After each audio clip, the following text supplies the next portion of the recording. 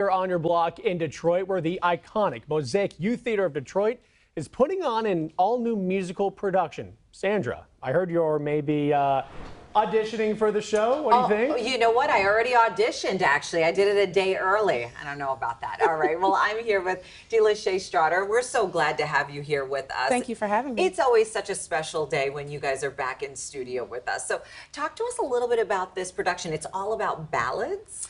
Well, yes and no. Okay. So ballads are simply songs that tell stories. And we have the fortunate opportunity of the young artists being really interested in a variety of music. So we get to hear everything from a little bit of vocal jazz to pop and techno, hip hop. And we're really excited about the story of really self-discovery and the stories that we tell ourselves and that we tell each other to propel us forward or hold us back. And speaking of stories, tell folks a little bit more about Mosaic who may not be familiar with all the work you do in Metro Detroit. So we're in season 31 of helping young people to discover and forge new pathways to equity and opportunity. We do that through the arts, so vocal music, theater, and tech theater.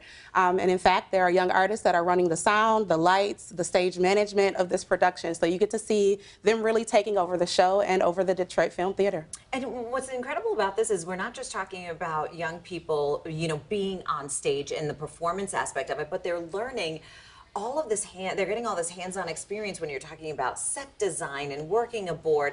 I mean, these are like invaluable life skills. Yeah, and Detroit still remains the second largest theater district in the country, and we are really committed to making sure that they know about the myriad of opportunities that are here in their city for them to tell stories, to build narratives, and to create change. And you know, how do you work to make sure that young people who have a love of the arts can stay inspired and also feel supported? Because I feel like that's not always the case. Well, we're fortunate to live in the city of Detroit where inspiration is everywhere.